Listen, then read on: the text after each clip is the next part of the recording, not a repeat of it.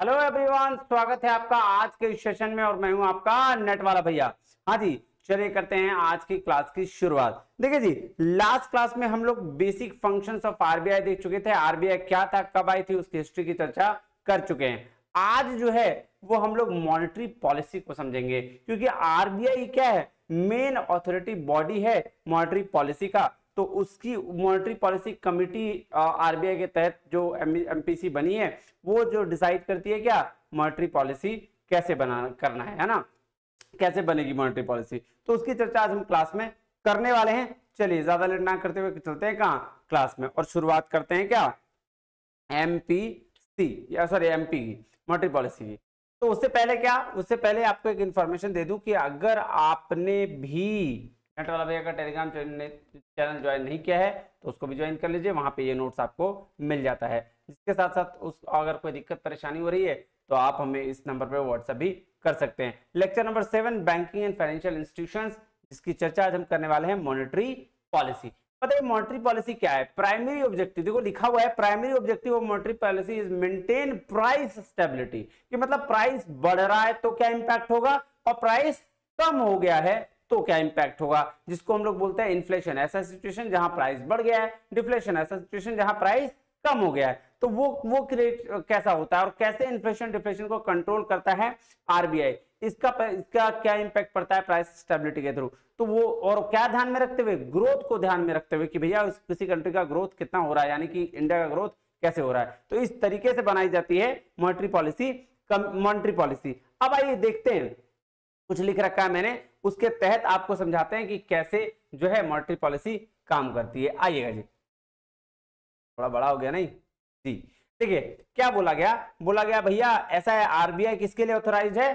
Control करने के लिए, क्या मनी सप्लाई को, क्या कंट्रोल करने के लिए? मनी सप्लाई को कंट्रोल करने के लिए। और प्राइमरी ऑब्जेक्टिव क्या है मॉनेटरी पॉलिसी का? मॉनेटरी पॉलिसी का प्राइमरी ऑब्जेक्टिव जो है वो मेंटेन करना है क्या, प्राइस स्टेबिलिटी को। भैया प्राइस स्थिर रहे, ना ज्यादा हो बहुत ना बहुत कम हो, क्योंकि बहुत ज्यादा हो गया तो भी प्रॉब्लम है, बहुत कम हो गया तो भी प्रॉब्लम है। कैसे, आइए समझते हैं। क्या, तो आइए समझते हैं कि मनी सप्लाई, पैसे का फ्लो किसी भी इकोनॉमी में कैसे कैसे होता है। कहता है जस्ट सपोज कि आपको पैसा ज्यादा का जरूरत है और मिल गया कम। जैसे एग्जांपल ले लीजिए, जैसे मान लीजिए आपको कपड़े खरीदने की जरूरत है, आपको पता चला कि 2000 में कपड़े आ रहे हैं, आपको मिल गए मान लो 1200 रुपए। क्या होगा सर, कपड़े खरीदने में दिक्कत होगी, थोड़ा हम देखेंगे कहाँ सस्ता मिल रहा है कहाँ कम में मिल रहा है और उस हिसाब से हम कपड़े खरीद लेंगे। दूसरा ये ऑप्शन मिल जाए आपको, मांग लो 2000, पापा बोले बेटा क्या तुम कर रहे हो, लो 5000 रुपया, जाओ कर लो, खरीद लो कपड़े, मजे करो, एंजॉय करो। तुम क्या करोगे, दुकान जाओगे, बोला भाई दिखा यार क्या कपड़े दिखा रहा, दिखा 2000 के कपड़े लेने गए थे, बोला इसका प्राइस 3000 है, बोला 3000, चलो मैं 100 और रुपया दे रहा हूँ, 100 रुपया तुम्हें टिप में दे रहा हूँ, ले लो। तो जब तुम्हारे पैसे रहेंगे तो तुम्हारे पास क्या रहेगी, हिम्मत, पावर रहेगी, परचेजिंग पावर की, भैया तुम खरीद लोगे सामान को।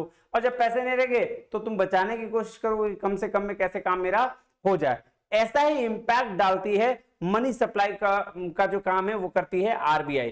कैसे, आइए समझते हैं उसको, कैसे होता है किसी भी इकोनॉमी में ये काम। आइए देखिए, वही कह रहा है कि मनी सप्लाई कैसे होता है। सपोज करिए कि पैसा आपको चाहिए था 100 रुपया और मिल गया 120 रुपया, मतलब एक्सेस मनी हो गया, पैसा आपके पास ज्यादा हो गया। और जब ज्यादा पैसा हो गया तो आपकी क्या हो गई, परचेजिंग पावर बढ़ गई। वही वाला बात कि आप किसी, चलो एक दूसरा एग्जांपल लेता हूं, किसी दुकान में मिठाई खरीदने गए हो, ठीक है, मिठाई 20 रुपए पर पीस की आ रही है, आपके पैकेट में बहुत सारे पैसे पड़े हैं, मान लो 100 रुपए की जरूरत थी, पापा ने 120 रुपए या फिर 200 रुपए दे दिए थे, तो आप तो मिठाई आराम से जो है 5-7 पीस 10 पीस खरीद लोगे।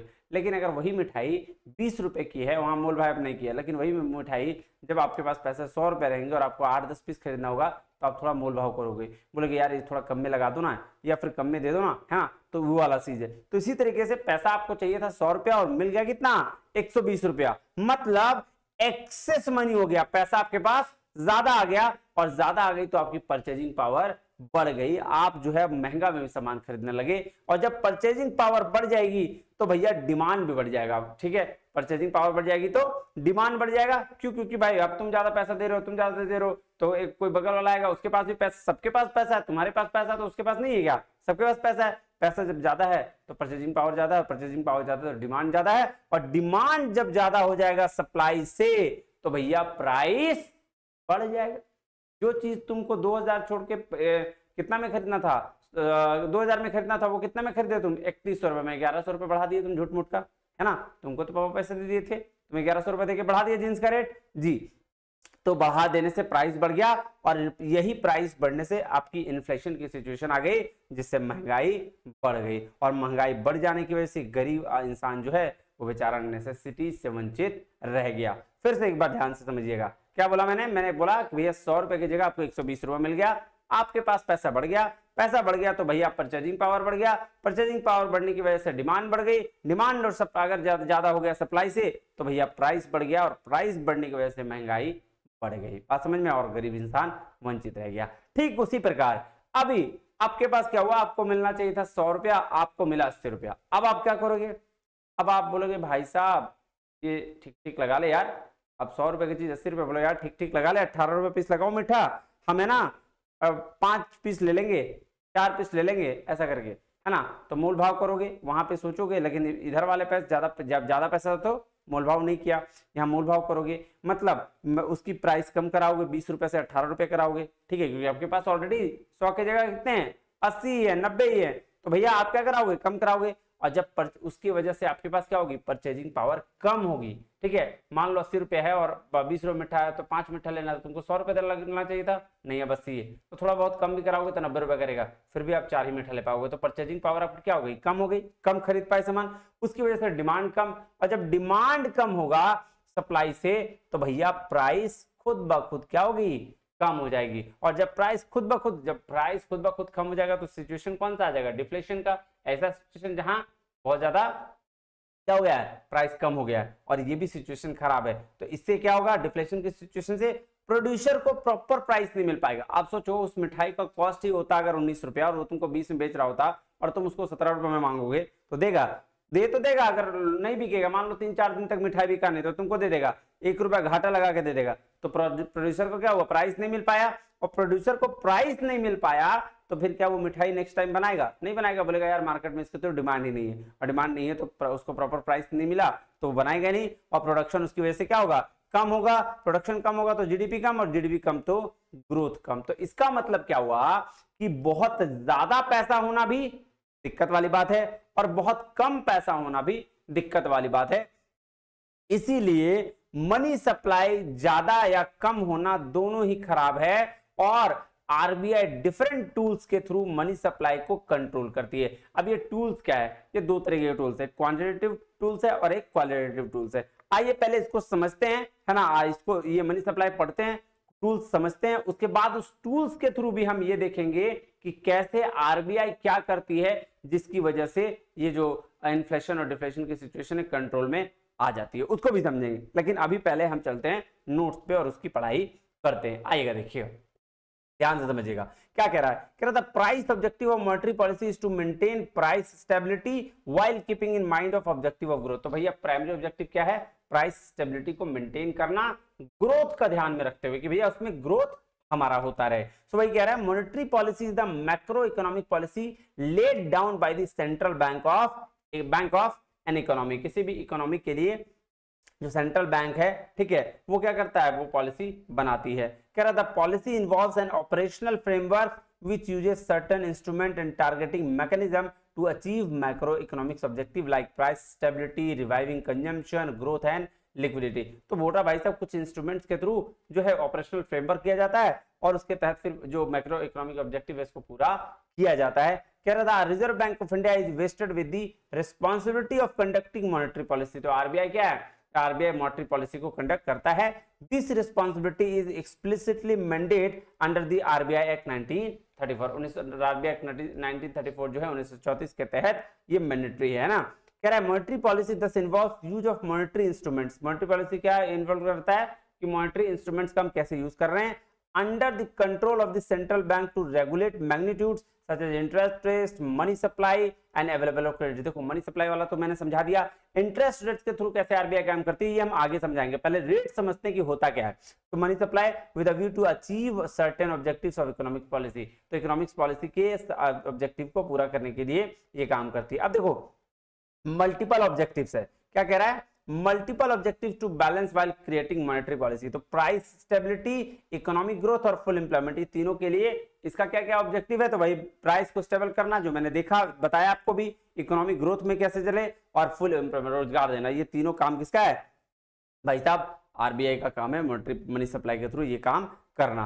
अब उसके बाद जो काम पहले आरबीआई करती थी, ठीक है, मॉनेटरी पॉलिसी कमेटी 2016 में बना है, लेकिन मैं कह रहा हूं 2016 से पहले क्या कौन डिसाइड करता था? तो आरबीआई डिसाइड करती थी, ठीक है। मॉनेटरी पॉलिसी कमेटी बनने के पीछे एक रीजन है, उस रीजन को जानिए। मॉनेटरी पॉलिसी कमेटी जो बनी, ठीक है, तो बेसिकली क्या होता था ना, ये पहले आरबीआई जो बनाती थी, आरबीआई गवर्नर जो है वो बनाती थी, लेकिन जो आरबीआई के गवर्नर है बनाते थे, तो जो सेंट्रल गवर्नमेंट की जो सेंट्रल गवर्नमेंट जो है उसको कुछ कुछ चीजों से दिक्कत हो जाती थी।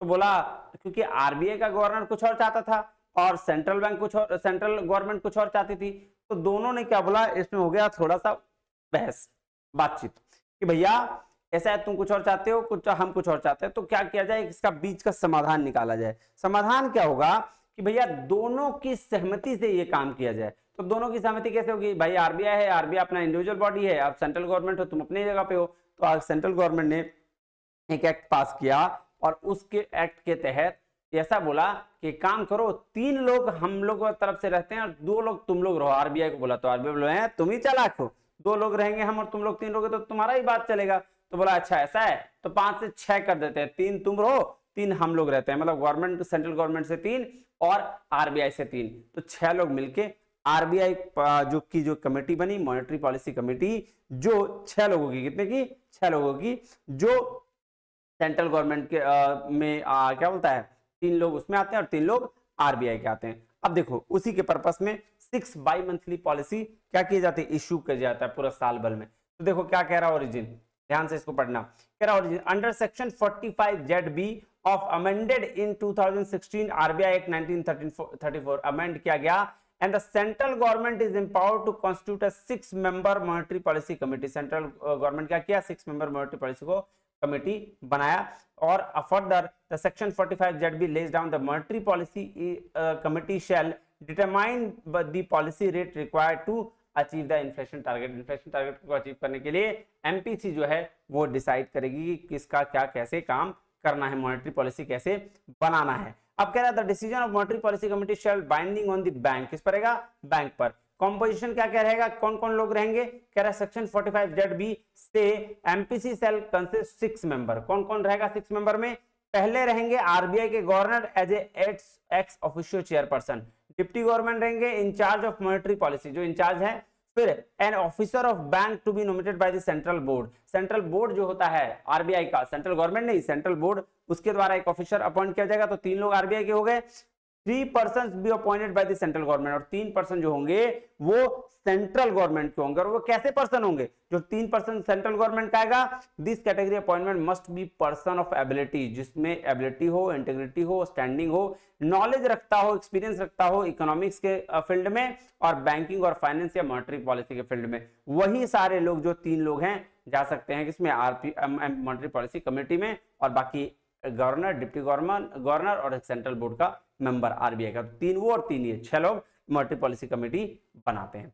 अब मॉनेटरी पॉलिसी ऑफ आरबीआई, देखो आरबीआई मॉनेटरी पॉलिसी जब बनाती है तो कुछ कुछ मेजर्स अपनाती है, और वही मेजर्स जो है हम आपसे चर्चा करने वाले हैं। तो पहला जो क्वांटिटेटिव क्रेडिट कंट्रोल मेथड है और दूसरा है क्वालिटेटिव कंट्रोल मेथड्स। देखो क्वांटिटेटिव कंट्रोल क्रेडिट मेथड्स की अगर हम बात करें तो वो परसेंटेज के रूप में बढ़ा के घटा के वो मेजर्स को अपनाती है, और फिर क्या करती है, या तो प्राइस को बढ़ाती है या प्राइस को कम करती है, मतलब फ्लो या तो बढ़ा देती है या कम कर देती है। लेकिन अगर क्वालिटेटिव की बात करें तो वो ज्यादा हार्मफुल है, क्योंकि वहां रिस्ट्रिक्शंस लगाती है, बहुत सारे काम करती है। तो आइए एक एक करके हम ना पढ़ाई करते हैं क्वांटिटेटिव क्रेडिट कंट्रोल मेथड्स। इसी में सीआरआर, एसएलआर वगैरह सब आता है, आइए उसकी चर्चा करते हैं। कह रहा है in India the legal framework of RBI control over the credit structure has been provided under the Reserve Bank of India Act 1934, the banking regulation act 1949 के तहत। तो quantitative credit controls are used maintain proper quantity of credit, किसके लिए? Quantity of credit को maintain करने के लिए या मनी सप्लाई को मार्केट में सही तरीके से रखने के लिए हम जो है क्वांटिटेटिव क्रेडिट मेजर्स लगाते हैं। Some of the important general credit control methods are, आप ध्यान से समझिएगा। सबसे पहले बोला क्या? सबसे पहले बोला बैंक रेट पॉलिसी। अब बैंक रेट क्या होता है बताइएगा। देखिए जी, आरबीआई जब लोन देता है कमर्शियल बैंक को तो किसी एक पर्टिकुलर रेट पर उसको लोन देता है, that rate is known as bank rate policy. For example देखिए क्या लिखा हुआ है, bank rate is the rate at which the central bank lends money to the commercial bank for their liquidity requirement. जो liquidity की requirement होती है उसको हम लोग क्या बोलते हैं, bank rate. Bank rate is also known as discount rate, इसको हम लोग क्या बोलते हैं, डिस्काउंट रेट बोलते हैं। बात समझ में आ गया जी सर। बाकी आप पढ़िएगा, उसमें कोई खास नहीं है। ओपन मार्केट ऑपरेशंस, यहाँ पे सेल का परचेज और सेल के थ्रू भी क्या करती है आरबीआई जो है वो इसको लोन देती है और लोन के बदले में आपका सिक्योरिटीज ले लेती है, तो फिर उसके थ्रू भी आपका काम करती है, जिससे इन्फ्लेशन और डिफ्लेशन की सिचुएशन को कंट्रोल किया जा सकता है। वो कैसे हम आगे देखेंगे। तीसरा जो है वो कैश रिजर्व रेशियो है। देखो कैश रिजर्व रेशियो और स्टैट्यूटरी लिक्विडिटी रेशियो ये लीगल रिजर्व रेशियो का पार्ट है। क्या होता है दोनों, देखिए आरबीआई जो है बेसल नॉर्म्स भी हम लोग पढ़ेंगे, उसके तहत ना जब कुछ पैसा आरबीआई कहती है कि भैया तुम पूरा का पूरा क्रेडिट, जैसे मान लो 10,000 रुपए का अगर डिपॉजिट हुआ तुम्हारे अकाउंट में, बैंक के किसी भी अकाउंट में अगर मैंने जाके 10,000 रुपए जमा किए तो तुम पूरा का पूरा पैसा जो है वो फिर से क्रेडिट पर नहीं लगा सकते हो, क्रेडिट का क्रिएशन पूरा नहीं कर सकते हो। तो तुमको क्या करना पड़ेगा, तुमको कुछ पैसा लिक्विडिटी फॉर्म में अपने पास रखना होगा और कुछ पैसा हमको देना पड़ेगा, मतलब आरबीआई के पास रखना होगा। तो दो चीज होगा, जब कोई पैसा किसी सर्टेन परसेंटेज में कमर्शियल बैंक को आरबीआई के पास रखना पड़ता है उसको कहा जाता है सीआरआर, कैश रिजर्व रेशियो। और जब कोई पैसा किसी सर्टेन परसेंटेज के साथ बैंक खुद के पास रखती है उसको कहते हैं स्टैट्यूटरी लिक्विडिटी रेशियो। बात समझ में आ गई जी सर। तो आइए एक बार देखते हैं क्या कह रहा है, वही बात है कि दूसरा बात है। कह रहा है cash reserve ratio is an effective instrument of credit control under the RBI act of 1934। Every commercial bank has to keep certain minimum cash reserve with RBI and the RBI is empowered to vary between CRR से 3 से 15% तक रह सकते हैं। So a high CRR reduce the cash of lending and low CRR increase the cash of lending। तो ये बात simple है। Statutory liquidity ratio मतलब कह रहा है under SLR the government has imposed an obligation on the bank to maintain a certain ratio to its total deposit with bank itself in the form of liquid assets like cash, gold and other securities। वही मैंने आपको बताया ना पहले कि भैया ऐसा है कि बैंक को आरबीआई ने बोल दिया कि कुछ पैसा, तुम सारा पैसा, तुम्हारे पास जितना पैसा आ रहा है तुम सबको लोन में लगा सकते हैं, कुछ परसेंटेज तुमको अपने पास रखना पड़ेगा और कुछ परसेंटेज हमको देना पड़ेगा, आरबीआई को देना पड़ेगा। तो जो अपने पास रखा एसएलआर और जो बैंक आरबीआई को दिया वो सीआरआर। ठीक है, चलो उसी तरीके से पढ़ते हैं repo rate and reverse repo rate. देखो रेपो रेट बोलते हैं रीपर्चेज ऑफर रेट। ठीक है, अब रीपर्चेज क्या किया, बात को समझिएगा। रीपर्चेज ऑफर रेट मतलब जब कमर्शियल बैंक को पैसे की जरूरत पड़ती है कुछ शॉर्ट टर्म के लिए, ठीक है, जब कमर्शियल बैंक को शॉर्ट टर्म के लिए पैसे की जरूरत पड़ती है तो वो आरबीआई के पास जाता है, बोलता है पप्पा जी, आरबीआई तो पप्पा जी हैं, आरबीआई को बोलता है पप्पा जी ऐसा करिए आप जो है वो हमको पैसा दे दीजिए। हाँ, बोला आरबीआई तुम क्या दोगे, बोला हम तो आपको सिक्योरिटीज दे देंगे और जब हम पैसा आपसे ले जाएंगे, मतलब जब हम सिक्योरिटी वापस आपसे ले जाएंगे तो हम आपको उसके बदले में पैसा दे जाएंगे। बोला ठीक है, ये तो हम लेन देन कर लेंगे, तुम सिक्योरिटी दे रहे हो हम तुमको पैसा दे रहे हैं और तुम जब पैसा दे जाओगे तो सिक्योरिटी ले जाओगे, लेकिन इसके बदले में मेरा क्या फायदा होगा। आरबीआई को बोला ठीक है हम कुछ परसेंटेज आपको दे देंगे, ठीक है, कुछ परसेंटेज एज ए रेट दे देंगे। That is called repurchase offer rate, कि जब कमर्शियल बैंक सिक्योरिटी के बिहाफ में पैसा लेती है तो दोबारा जब उसके पास आरबीआई के पास परचेज करने के लिए जाती है अपने सिक्योरिटीज को तो उसके बिहाफ में कुछ परसेंटेज उसको कमीशन देती है। That is called repo rate. और reverse repo rate just opposite है, जिसमें आरबीआई कमर्शियल बैंक के पास जाती है पैसा लेने के लिए ताकि और उसके बिहाफ में कुछ कमीशन पे करती है या इंटरेस्ट पे करती है, उसको हम लोग बोलते हैं रिवर्स रेपो रेट। बात समझ में आ गई, यहां तक मुझे नहीं लगता कोई दिक्कत होनी चाहिए। चलिए अब दूसरा मेथड है सेलेक्टिव या क्वालिटेटिव कंट्रोल मेथड्स। सेलेक्टिव या क्वालिटेटिव कंट्रोल मेथड्स क्या होता है, आइए देखिए। कह रहा है अंडर सेलेक्टिव कंट्रोल या credit is provided to selected borrowers for selected purpose depending upon the use to which the control try to regulate the quality of credit. तो भैया कह रहा है क्वालिटी ऑफ क्रेडिट को कंट्रोल करने के लिए, रेगुलेट करने के लिए ये यूज किया जाता है। The direction towards credit flows the selective controls are ceiling of credit, मतलब बोल रहा है जो तुमने उधार देना शुरू किया उसको जब्त करना शुरू कर देगा। क्या करेगा? बैंक बोलेगा भाई, आरबीआई बोलेगा बस इतना ही, इससे ज्यादा तुम नहीं दे सकते हो, ठीक है। उसको बोलते हैं सीलिंग ऑफ क्रेडिट। ये रिस्ट्रिक्ट लगा देगा, रिस्ट्रिक्शन लगा देगा उधार देने पे। बैंक को बोलेगा भाई इतना ही लोन दो, इससे ज्यादा लोन नहीं दे सकता। तो ये क्वालिटेटिव मेजर्स अपनाती है कौन? आरबीआई। तब ये जाके बैंक सारे जो है लगाते हैं। मार्जिन रिक्वायरमेंट्स, बोलेगा ऐसा है बहुत तुम लोन दे रहे हो, हमको ज्यादा प्रॉफिट दो, ठीक है, हमको ज्यादा मार्जिन दे दो। तो ये भी लगा के आरबीआई क्या करती है? इन्फ्लेशन और डिफ्लेशन का काम सब देखती है। डिस्क्रिमिनेटरी इंटरेस्ट रेट, अलग अलग रेट जो है वो भी लगाती है। अगर कोई डायरेक्टिव्स, कोई नॉर्म्स जारी करना रहा तो वो भी इशू करती है सभी बैंकों के लिए आरबीआई, और उसको जो है फॉलो करने के लिए कहती है। फिर डायरेक्ट एक्शन, अगर कुछ गलती बैंक करते हैं तो उसके बिहाफ में आरबीआई जो है वो डायरेक्ट एक्शन भी लेती है। मॉरल सुएशन, मॉरल सुएशन मतलब नैतिक, अगर नैतिकता के साथ अगर आप कुछ गलत कर रहे हैं तो आरबीआई इस पे भी ध्यान देती है और आप सभी बैंकों के खिलाफ एक्शन लेती है। तो ये तो था आपका मेजर्स, कैसे क्वांटिटेटिव और क्वालिटेटिव मेजर्स। अब मैं आपको आइए बताता हूं कि कैसे इंपैक्ट आरबीआई कैसे रोल प्ले करती है इन्फ्लेशन डिफ्लेशन के लिए। ये चलिए मैं थोड़ा आपको बता दे रहा हूं फटाफट। क्या करती है आरबीआई? आरबीआई क्या करती है? ये तो एक डिफ्लेशन की स्थिति आ जाती है,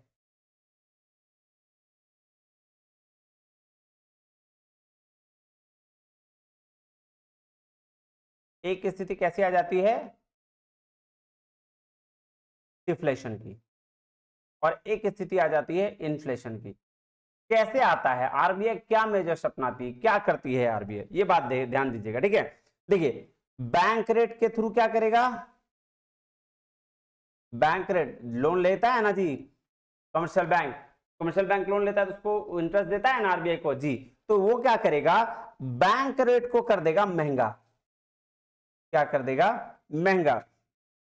जब इसको महंगाई कम करना होगा तो बैंक रेट बढ़ा देगा जी। बैंक रेट बढ़ा देगा तो क्या हो जाएगा भाई साहब? लोन महंगा हो जाएगा। आरबीआई अगर बैंक रेट बढ़ा दिया तो जो नॉर्मल बैंक है वो कहां से देंगे? पप्पा के घर से तो नहीं देगा। बोलेगा भैया आरबीआई बढ़ा दिया तो हम क्या करें, लोन रेट महंगा हो गया। अब जब लोन महंगा हो गया तो परचेजिंग पावर कम हो जाएगी, लोग लोन कम लेंगे, और जब परचेजिंग पावर कम हो जाएगी तो ऑलरेडी प्राइस कम हो जाएगा। ये बात तो हमको पता है कि नहीं? बिल्कुल पता है। उसी तरह से आरबीआई क्या करेगा बैंक रेट के साथ? अगर इसको पैसा मतलब मार्केट में प्राइस बढ़ाना हो, ठीक है, यानी डिफ्लेशन की सिचुएशन को खत्म करना हो, तो क्या करेगा वो क्या करेगा? बैंक रेट को डिक्रीज कर देगा। बैंक रेट जैसे डिक्रीज करेगा लोन हो जाएगा सस्ता, लोन जैसे सस्ता होगा फिर परचेजिंग पावर बढ़ जाएगी, है ना, या इंक्रीज कर जाएगी। जैसे परचेजिंग पावर बढ़ेगा प्राइस क्या हो जाएगा? इंक्रीज कर जाएगा, बढ़ जाएगा। बात समझ में आई? सेम कहानी जो है वो सभी रेट के साथ करेगा। रेपो रेट हो, फिर सीआरआर हो, एसएलआर हो, बैंक के जितने भी रेट हो, ओपन मार्केट ऑपरेशंस हो, सारे के साथ जो है वो क्या करेगी? यही पोजीशन होगा। सेम चीज आप एक बार देख लीजिएगा। इसको मैं एग्जांपल देके एक और बता देता हूं, ठीक है। चलो देखो रेपो रेट में क्या करेगा? बोला भाई रेपो रेट बढ़ा दिया। रेपो रेट कौन सा रेट होता है भाई? Repurchase rate. तो या सीआरआर समझो, सीआरआर ज्यादा अच्छा इंपैक्ट पड़ेगा। सीआरआर आरबीआई के पास जो मतलब आरबीआई जो पैसा देता है उसके पास पैसा रखने वाला रेट होता है ना, कैश रिजर्व रेशियो, कि भैया जो डिपॉजिट किया बैंक में उसका कुछ हिस्सा हमको दे दो। अब क्या करेगा? सीआरआर बढ़ा देगा। सीआरआर बढ़ा देगा तो क्या होगा? लोन महंगा हो जाएगा, ठीक है। सीआरआर बढ़ा देगा तो ऑब्वियस सी बात लोन महंगा हो जाएगा, ज्यादा पैसा उसको जमा करना पड़ेगा। बैंक क्रेडिट का क्रिएशन नहीं कर पाएगी, क्रेडिट क्रिएशन नहीं कर पाएगी तो लोन महंगा होगा, और लोन महंगा होगा तो परचेजिंग पावर फिर से कम, और फिर प्राइस क्या हो जाएगा? कम। जब इन्फ्लेशन की सिचुएशन होगी तो ये काम करेगा, और जब डिफ्लेशन की सिचुएशन होगी सेम जस्ट अपोजिट क्या करेगा? सीआरआर को कम कर देगा, लोन सस्ता हो जाएगा, लोन सस्ता हो जाएगा तो परचेजिंग पावर बढ़ जाएगी, क्योंकि लोन सस्ता हो जाएगा सब लोग लेने लगेंगे, सबके पास पैसा आ जाएगा, सबके पास पैसा आ जाएगा तो परचेजिंग पावर बढ़ जाएगी, और परचेजिंग पावर बढ़ जाएगी तो प्राइस बढ़ जाएगा। बात समझ में आया? ऐसे ही जो है आरबीआई रोल प्ले करती है इन्फ्लेशन और डिफ्लेशन के लिए, ये क्रेडिट के थ्रू। और मनी सप्लाई कैसे करती है वो तो मैंने पहले ही आपको बता दिया। ठीक है जी, चलिए तो आज के लिए इतना ही, मिलता है अगले वीडियो में, तब तक के लिए बहुत बहुत धन्यवाद। Thank you very much. जय हिंद।